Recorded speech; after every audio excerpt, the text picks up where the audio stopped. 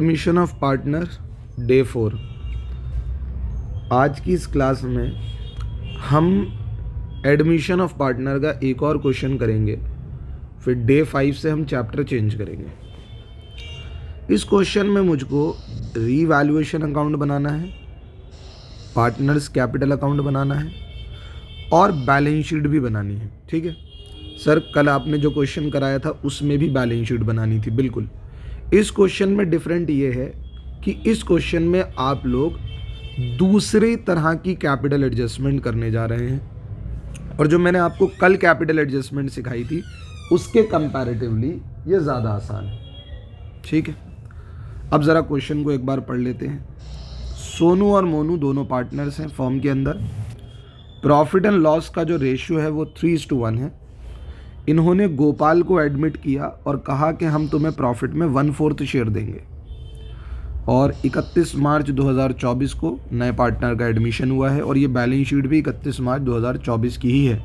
नए पार्टनर के एडमिशन के होने के बाद इस बैलेंस शीट में कुछ चेंजेस आएंगे और हमें वो नई बैलेंस शीट क्वेश्चन में बना के दिखानी है। आप देख सकते हैं एसेट साइड को अगर मैं ऑब्जर्व करूं तो नोटेबल चीज़ यहाँ पर है प्रॉफिट एंड लॉस अकाउंट का डेबिट बैलेंस, जो कि एक तरह का अनडिस्ट्रीब्यूटेड लॉस है। अगर ये लॉस डिस्ट्रीब्यूट हो चुका होता तो इसका डेबिट बैलेंस बैलेंस शीट के अंदर नहीं होता।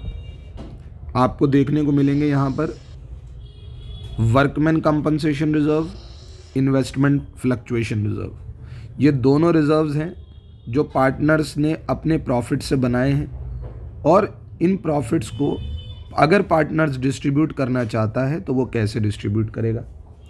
एम्प्लॉयज़ प्रोविडेंट फंड किसी तरह का रिजर्व नहीं है, ये एक तरह की लाइबिलिटी है। एम्प्लॉयज़ का पैसा है, एम्प्लॉई के पैसे से ही ये लाइबिलिटी है, तो ये इसमें पार्टनर्स का कोई अमल दखल नहीं है।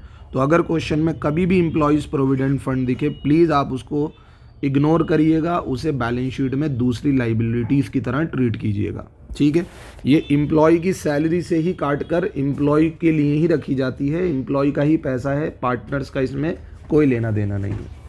सर, वर्कमैन कंपनसेशन रिजर्व भी तो एम्प्लॉयज़ के लिए ही होता है, लेकिन वो पैसा पार्टनर्स ने अपने प्रॉफिट से निकाला होता है। ठीक है ना, तो अगर वर्कर को कंपनसेट ना करना पड़े तो पार्टनर्स अपने प्रॉफिट को दोबारा से बांट सकता है, लेकिन एम्प्लॉयज़ प्रोविडेंट फंड पार्टनर ने अपने प्रॉफिट से नहीं बनाया, ये एम्प्लॉय की सैलरी से ही क्रिएट की जाने वाली चीज़ है। ठीक है ना, चलो क्वेश्चन पढ़ लेते हैं। क्वेश्चन में लिखा हुआ है गोपाल 16,000 रुपये गुडविल के लेकर आ रहा है। ठीक है, वेल एंड गुड, हम इसे सैक्रिफाइसिंग रेशियो में पार्टनर्स के बीच में बांट देंगे। और कहा जा रहा है कि प्रपोर्शनेट कैपिटल लेकर आ रहा है। प्रपोर्शनेट कैपिटल यानी कितनी कैपिटल लेकर आ रहा है क्वेश्चन ने बताया ही नहीं। अब आपको अच्छे से याद होगा कि प्रीवियस क्वेश्चन में जो हमने कैपिटल एडजस्टमेंट करी थी, वहाँ पर जो नया पार्टनर कैपिटल लेकर आता है उसके बेसिस पर पुराने पार्टनर्स की कैपिटल चेंज हो जाती है। अब यहाँ पर पुराने पार्टनर्स की कैपिटल चेंज नहीं होंगी, जो सबसे बढ़िया पॉइंट है आप लोगों के लिए, क्योंकि आपको उनकी कैपिटल में कोई चेंज नहीं करना होगा। इवन यहाँ पर आने वाले पार्टनर की कैपिटल ही डिसाइड नहीं है, तो उसकी कैपिटल लास्ट में डिसाइड होगी कि वो कितने पैसे लेकर आएगा। बस ये है इस क्वेश्चन के अंदर। आपको यहाँ पर बताया हुआ है कि बैड डेट्स 3,000 रुपये के हैं। इन्वेस्टमेंट की मार्केट वैल्यू 4,500 है। आप देख सकते हैं कि इन्वेस्टमेंट किताबों में 7,000 की नज़र आ रही है, लेकिन उसकी मार्केट वैल्यू 4,500 है। इसका मतलब इन्वेस्टमेंट की वैल्यू रिड्यूस हो रही है। वर्कमैन कंपनसेशन रिजर्व आपने बना के रखा हुआ है, उसके अगेंस्ट एक लाइबिलिटी निकल कर आई है 2,000 की, तो आप 2,000 का रिजर्व तो नहीं बांट पाएंगे, बाकी का आप बांट लेंगे। ठीक है, तो आपको रीवैल्यूएशन अकाउंट बनाना है, पार्टनर्स कैपिटल बनाना है और बैलेंस शीट बनानी है। क्वेश्चन शुरू करते हैं। सबसे पहले हम पार्टनर्स कैपिटल के अंदर ओपनिंग बैलेंस लिख लेते हैं, बाई बैलेंस BD। सोनू और मोनू पहले से पार्टनर्स हैं, तो इनका ओपनिंग कैपिटल लिख दिया जाए 54,000, 35,000। गोपाल पहले से पार्टनर नहीं है, तो इसका ओपनिंग बैलेंस नहीं होगा। क्वेश्चन करना शुरू करते हैं। सबसे पहले गुडविल की बात कर लेते हैं। 16,000 रुपये वो गुडविल के लेकर आ रहा है, तो जाहिर सी बात है जब वो 16,000 रुपये गुडविल के लेकर आएगा तो आपके पास जो पहले से कैश है वो बढ़ जाएगा, है ना। कैश पहले से कितना है, 6100 रुपये। जब वो गुडविल के पैसे लेकर आएगा तो 16000 रुपये कैश में बढ़ जाएंगे। ये हुआ पहला इम्पैक्ट। दूसरी चीज़, बिजनेस में जो पुराने पार्टनर्स यानी सैक्रिफाइजिंग पार्टनर्स हैं उनका कैपिटल सैक्रिफाइजिंग रेशियो में बढ़ जाएगा, प्रीमियम फॉर गुडविल। तो अगर ये 16000 रुपये लेकर आया है तो 16000 को पुरानी रेशियो में सैक्रिफाइजिंग रेशियो में बांट दिया जाएगा। इस क्वेश्चन में भी मुझे नई रेशियो नहीं बताई हुई और ना ये बताया हुआ कि 1/4 शेयर इन्होंने इससे कैसे एक्वायर किया है, तो इसका मतलब ओल्ड रेशियो ही सैक्रिफाइजिंग रेशियो है। 12,000 सोनू के पास चले जाएंगे, 4000 मोनू के पास चले जाएंगे। ठीक है, चलिए सर ये कैपिटल कितनी ला रहा है गोपाल, ये एंड में पता लगेगा। तो गुडविल का पॉइंट तो हो गया हमारा। अब आते हैं हम रीवैल्यूएशन और रिजर्व्स के पॉइंट पे।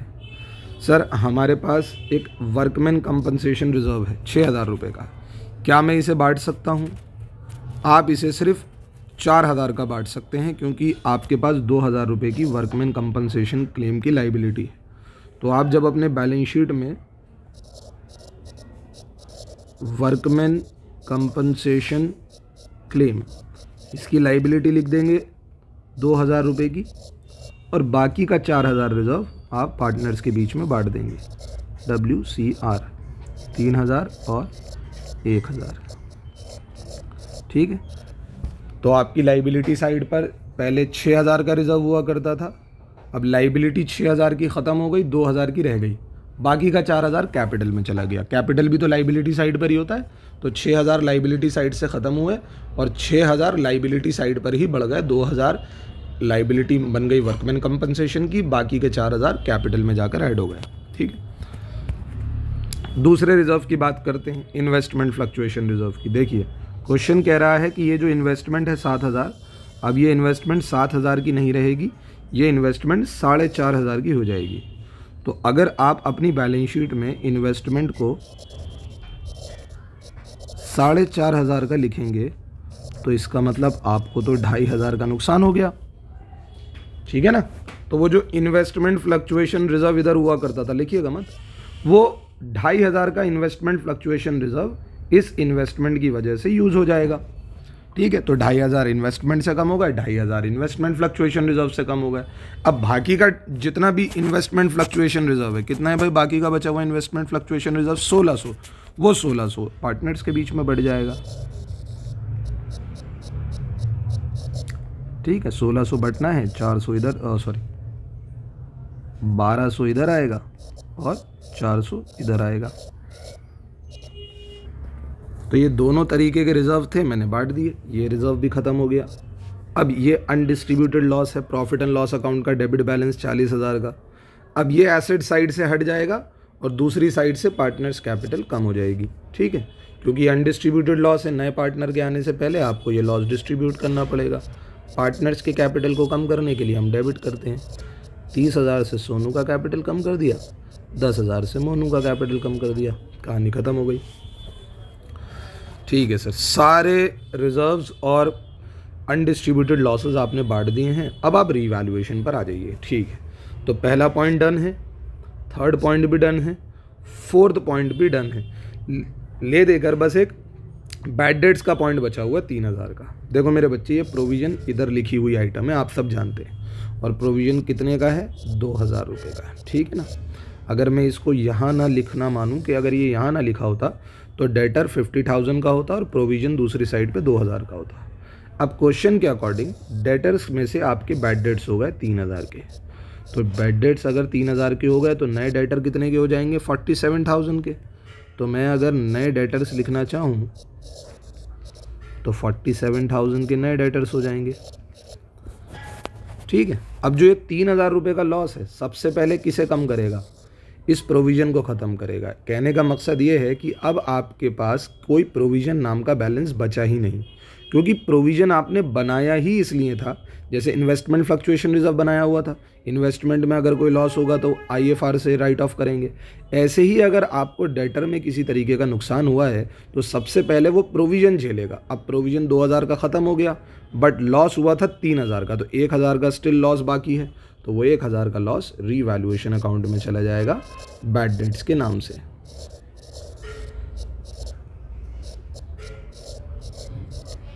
ठीक है जी, बिल्कुल परफेक्ट है।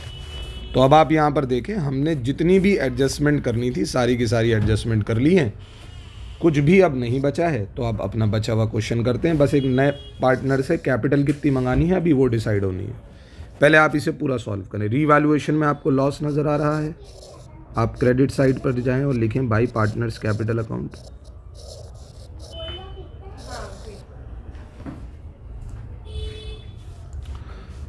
हाँ जी, सोनू और मोनू,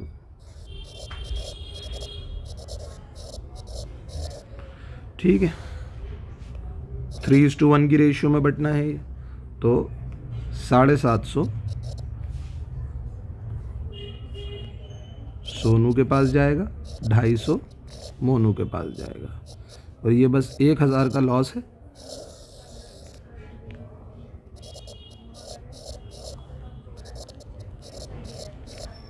हाँ जी, अब ये रीवैल्यूएशन अकाउंट में डेबिट साइड पे लिख दिया जाएगा।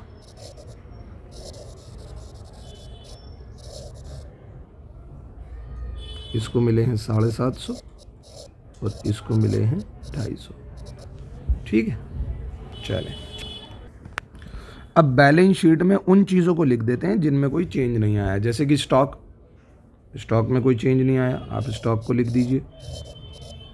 स्टॉक कितना है हमारा, 15,000 लिख दिया हमने स्टॉक। डेटर्स में जो चेंज आया था वो हमने लिख दिया। इन्वेस्टमेंट में जो चेंज आया था वो हमने लिख दिया। कैश अभी फाइनलाइज नहीं है क्योंकि नया पार्टनर अभी पैसे लेकर आएगा।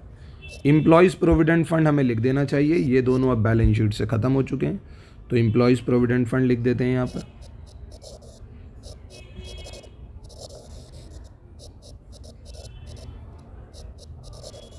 एम्प्लॉयज़ प्रोविडेंट फंड हमारे पास कितना है, 17,000 रुपये का।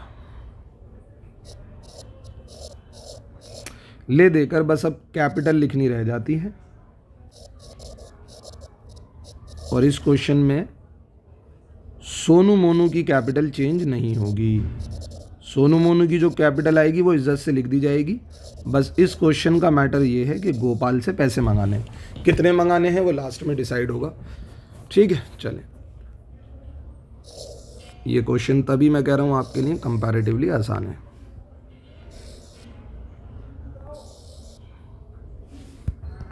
चलें अब ये सारा ऐड करते हैं, 54, 66, 69 और ये हुआ हमारा 70,200। 70,200 में से 30,000 माइनस करें, 40,200। 40,200 में से 750 माइनस करें, बैलेंस सीडी बचता है 39,450। ये हुआ सोनू का कैपिटल। सोनू का कैपिटल आप यहाँ पर टेंशन फ्री होकर लिख सकते हैं, कितना है, 39,450। ठीक है, अब मोनू के कैपिटल पे चलते हैं, 35, 39, 40,000, 40,400 क्रेडिट साइड का टोटल हो गया। 10,000 ये माइनस करे, ये हुआ 30,400 और 250 और माइनस करने के बाद ये हुआ 30,150। और यहाँ पर भी आप टोटल लिख दीजिए, और इसका जो कैपिटल का बैलेंस है उसे टेंशन फ्री होकर हम यहाँ पे लिख सकते हैं, 30,150। देख रहे हैं आप क्वेश्चन कितना नॉर्मल रहा है। बस अब क्या चेंज होना बाकी है, गोपाल का कैपिटल पता करना बाकी है, और जितने से गोपाल का कैपिटल बढ़ेगा दूसरी साइड में कैश बढ़ा दूंगा, दोनों साइड मैच हो जाएंगी। ठीक है सर, लेकिन गोपाल का कैपिटल आखिर होगा कितना, क्वेश्चन में बोला है प्रपोर्शनेट कैपिटल। अब मैं आपको बताता हूँ प्रपोर्शनेट कैपिटल आप निकालेंगे कैसे।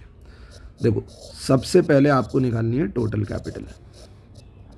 सर टोटल कैपिटल कैसे निकलेगी, बड़े आसानी से निकलेगी। दोनों का जो कैपिटल निकल कर आया है पहले आप उसे जोड़ दीजिए। ठीक है सर, बताओ ये तीनों पार्टनर्स की कैपिटल है या दो पार्टनर्स की, सर दो पार्टनर्स की कैपिटल है। अब जब ये दो पार्टनर्स की कैपिटल है तो मुझे बताओ जो नया पार्टनर आ रहा है उसका शेयर कितना है। सर उसका शेयर जो प्रॉफिट में है वो हमें बताया गया था 1/4। तो अगर वो प्रॉफिट में 1/4 ले रहा है तो बाकी के बचे हुए पार्टनर का शेयर 3/4 हो गया। बिल्कुल, तो अगर मैं इनके शेयर के रेसिप्रोकल से, दोनों पार्टनर का कैपिटल है ना, तो 3/4 दोनों का शेयर है। तो अगर मैं इन दोनों के रेसिप्रोकल से इनको मल्टीप्लाई कर दूं तो यहाँ पर मुझे टोटल कैपिटल मिल जाएगी। बिल्कुल, तो इन दोनों को ऐड करने के बाद आता है 69,600 और इसका हमें 4/3 करने के बाद हमें टोटल कैपिटल मिल जाएगा। ठीक है, तो सर आप टोटल निकाल क्यों नहीं रहे? देखो मैं अभी आपको बताता हूँ मैं क्यों नहीं निकाल रहा। मानो मैंने 4/3 से मल्टीप्लाई कर दिया, अब मुझे किसकी कैपिटल चाहिए? मुझे चाहिए गोपाल की। ठीक है सर, गोपाल की कैपिटल निकाल देते हैं। देखो अगर मैं इसे सॉल्व कर देता तो मुझे टोटल कैपिटल मिल जाती और फिर उस टोटल कैपिटल को मैं मल्टीप्लाई किससे करता? गोपाल के शेयर से, और गोपाल का शेयर कितना? 1/4। तो आप टोटल कैपिटल को गोपाल के शेयर से मल्टीप्लाई करते हैं ना। बिल्कुल, अब देखो मैंने इसलिए नहीं करा, ये 4 और 4 कैंसिल हो रहा है, ठीक है ना। तो बस इस तरीके से ये क्वेश्चन थोड़ा ईजी हो गया। अब हम इसे सॉल्व करेंगे 69,600 को, तो ये आएगा 23,200। तो इसका मतलब ये हुआ कि मुझे गोपाल से 23,200 मंगाने हैं। कैश में ऐड कर दिए मैंने 23,200। ठीक है, जैसे ही मैंने कैश में 23,200 ऐड करे, ये बन गया मेरा 45,300। और दूसरी तरफ क्या बढ़ा देनी है आपको? गोपाल की कैपिटल बढ़ा देनी है बाई कैश 23,200। यही तो नहीं हमें पता था। ठीक है, हो गया बस, यही इसका बैलेंस शीट हो गया और इसी बैलेंस शीट को मैं कैपिटल में लिख दूंगा। ठीक है ना, एक तरफ कैश बढ़ा, दूसरी तरफ कैपिटल बढ़ गया। इन तीनों को ऐड कर आया 92,800।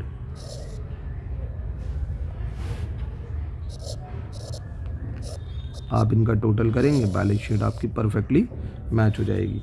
इनका टोटल कर आएगा 1,11,800। 1,11,800। ठीक है जी, तो ये हमने क्वेश्चन देख लिया। अब आपको डे 5 पर मैं दूसरे चैप्टर के क्वेश्चंस भेजूंगा, बट स्टिल अगर आपको कहीं पर कोई डाउट हो तो आप मुझसे कमेंट सेक्शन में पूछ सकते हैं। Thank you so much.